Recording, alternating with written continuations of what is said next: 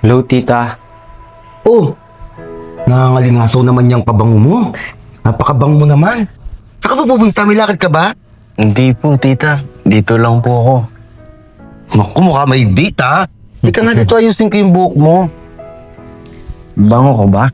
Bango-bango mo.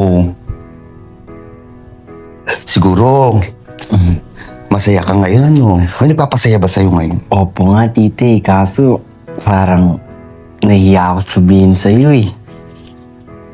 Ano nahihiya? Ano ibig mong sabihin? Kasi po, may nagpatibok na ng puso ko. Oo naman, in love ka? Parang ganun na nga po. At sino naman tong napakaswerteng to? Actually, tita, papunta na talaga siya. Kaya naman pala napakatindi ng pabango mo eh. Sus ko kaya pala nasaan na daw? Ito na nga, tita. Susunduin ko na. Saan mo susunduin? Sa labas ng bahay natin. Okay, sige. Excited Bilisan mo, ka na excited niya na rin makita. ako makilala siya. Sige po, tita. Wait niyo lang po ako. Oo, 3 bilisan minutes. mo. Okay. Naku, in love na talaga. Tara na. Naiiyak ako sa tita mo. Hindi yun. Sinabi ko na kay tita ako bahala sa'yo. Excited na nga siya makita ka eh. Sige na.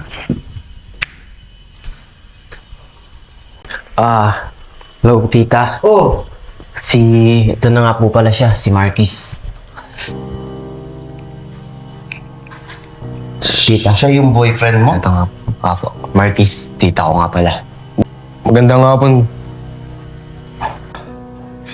Teka lang, JC. Sigurado ka ba dyan sa pinasok mo? Opo, tita. Ang bata mo pa. Para pumasok sa relasyon. Tita, akala ko po sa inyo, okay. JC, ikaw din na iniisip ko.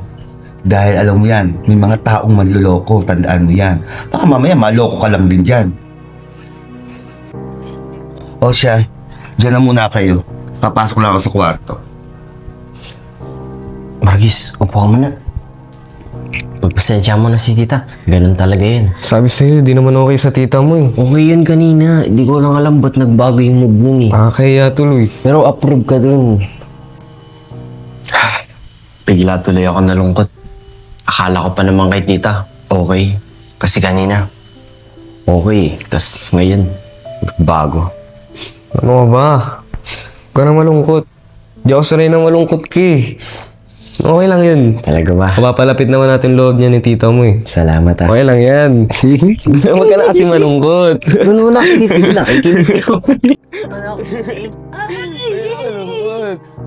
Aray, Hindi ako sanay na malungkot ka eh. Ano ba?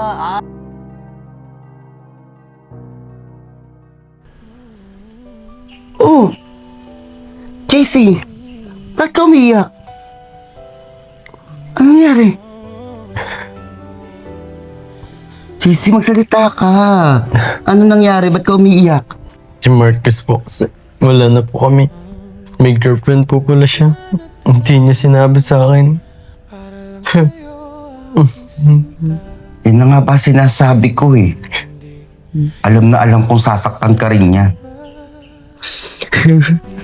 Tita, mahal na mahal ko pa si Marcus. Ang sakit-sakit. Ba't niya ginawa sa akin yun? Hayaan mo na siya. Sakit-sakit na. Sino ba to? Kalak! Mo. Pwede ba akong pumasok? Ginagawa mo dito? Marquis, ba't ganon?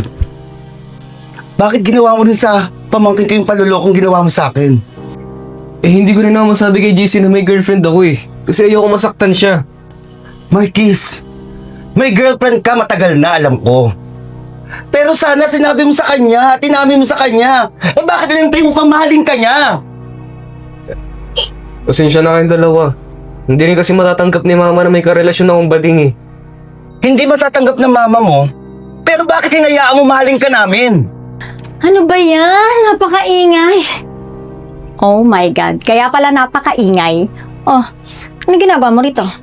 Ba't napasugod ka? Yung anak mo, Niloko ang pamangking ko.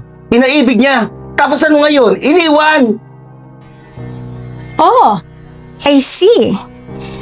Di ba ikaw yung dating may gusto sa anak ko? Ngayon, pamangkin mo naman. Ma, tama na ma. Unang-una, nagkaroon kami ng relasyon ng anak mo. Pero ikaw ang humadlang. Pwede ba? Huwag ka mag-iskandalo rito. Alalahanin mo, nasa pamamahay kita. Pagsabihan mo yung anak mo. At ikaw, wag na makikipagkita sa pamangkin ko. JC? Ba't ka pa sumunod dito? Halika na. JC, mag-usap tayo. JC!